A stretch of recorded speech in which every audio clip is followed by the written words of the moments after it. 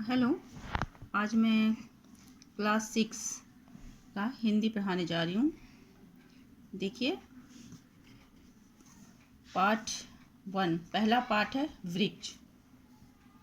ये एक कविता है जो शिव कुमार बटालवी द्वारा लिखा गया है।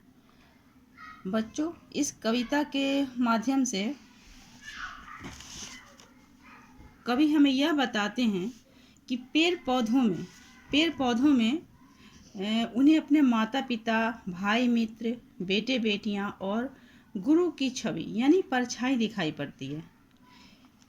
यहाँ कवि ने पेड़ के प्रति अपना प्यार व्यक्त किया है, जो मैं आप लोगों को पढ़ाऊंगी, इसका बताऊंगी।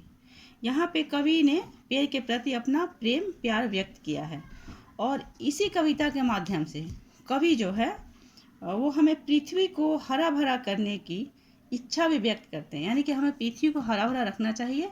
इसके बारे में भी उन्होंने बताया है। तो चलिए मैं कविता को पढ़ती हूँ और उसका अर्थ आपको समझाती हूँ।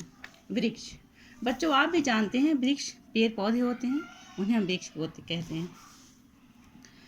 कुछ वृक्ष मुझको पुत्र से दिखते, कुछ वृक्ष दिखते माँ से, कुछ वृक्ष बहू बेटियां दिखते, कुछ वृक्ष भाइयों जैसे। यहाँ पे कवि कहते हैं कि मुझे पेड़ जो है वो अपने पुत्र जैसे यानी कि बेटे जैसे दिखाई पड़ता है और कुछ माँ के जैसा। कुछ वृक्ष बहुएं बेटियां जैसे दिखते हैं और कुछ भाइयों जैसे, यानी कि उन्हें इतना प्यार है वृक्षों से कि जैसे सबको अपने परिवार से प्यार होता है, तो उसी तरह से कवि को इस वृक्ष से, पेड़ पौधों से भी प्यार है। कोई पेड़ उन्हें पुत्र से दिखते हैं, कोई माँ से दिखते हैं, कोई पेड़ बहू बेटियां जैसे दिखती हैं और कोई पेड़ उन्हें भाइयों जैसे दिखते हैं। कुछ वृक्ष बाबा जैसे दिखते, कुछ वृक्ष दादी जैसे, परिंदों को जो डालते दाना, कुछ वृक्ष यारों जैसे दिखते हैं। यहाँ कवि कहते हैं कि कुछ वृक्ष उन्हें बाबा जैसे दिखाई देते हैं और कुछ वृक्ष दादी जैसे, जैसे कि वो दाना डाल रही हैं और पक्षी चुग के उसे चले जाते हैं, उस पर जीवित रहते हैं। तो पेड़ पौधे से भी जो फल गिरता है उसे पक्षी खाते हैं और जीवित रहते हैं। तो पेड़ को उन्होंने यहाँ पे कहा कि मुझे दादी जैसे दिखाई देती, जैसे वो परिंदों को दाना डाल रही हो। कुछ वृक्ष यारों जैसे दिखते, चुमू गले लगाऊं, कुछ मेरे गुरु जैसे परोपकारी और ज्ञानी। कवि कहते हैं कि कुछ वृक्ष जो है वो मुझे मित्र जैसे, यारों जैसे दिखते हैं, जिनको मैं गले लगाता हूँ। जैसे कि जब दो दोस्त आपस में मिलते हैं तो वे बहुत ही खुश होते हैं और एक दूसरे से गले मिलते हैं। तो वो कवि भी यहाँ पे हमें यही कह रहे हैं कि वृक्ष को मुझे लगता है कि जैसे मैं उसे गले लगा लूँ, चूम लूँ।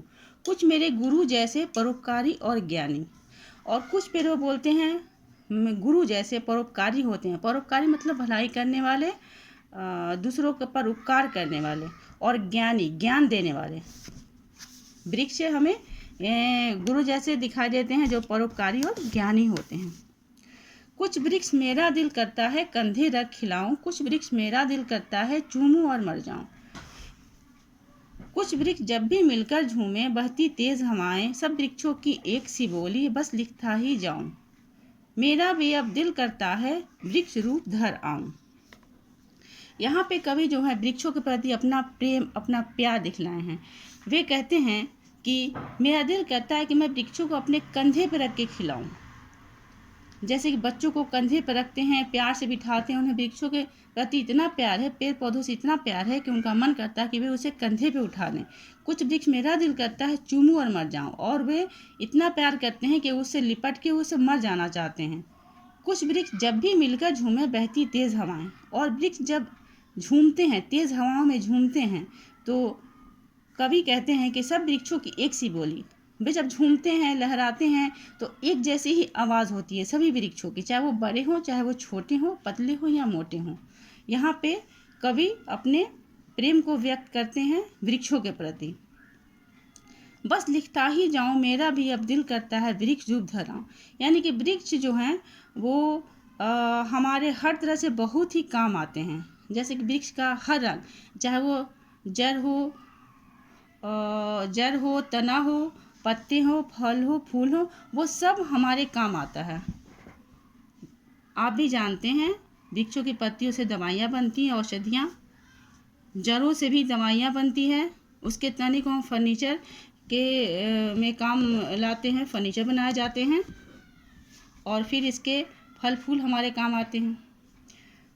तो पेड़ जो है वो इतने सारे हम पे उपकार करते हैं कि कवि कहते हैं कि मेरा दिल करता है कि मैं भी वृक्ष रूप धराऊं। धर मतलब धारण करना, वृक्ष का रूप ही मैं बन जाऊं, वृक्ष को ही मैं धारण कर लूं।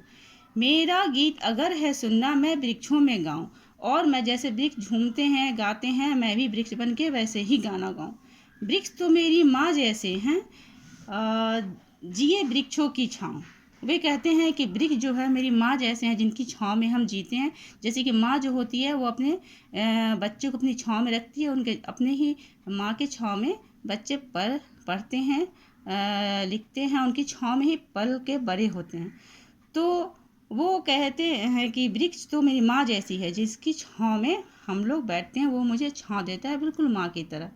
तो बच्चों, आपने देखा कि यहाँ पे कवि शिव कुमार बटालवी जो हैं वो वृक्षों के बारे में अपना प्रेम बताते हैं, प्रेम जताते हैं, और हमें भी बताते हैं कि हमें वृक्ष अपनी पृथ्वी पर जो है वो ज़्यादा से ज़्यादा वृक्ष लगाने चाहिए, ताकि हमारी धरती हरी भरी हो जाए।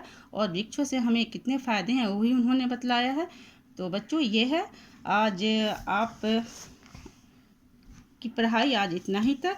आप इस कविता को याद रखेंगे, याद करेंगे, जितना तक हो सके आप इसे याद करेंगे। और फिर मैं अगली क्लास में आप लोगों से मिलूंगी। तब तक के लिए बाय।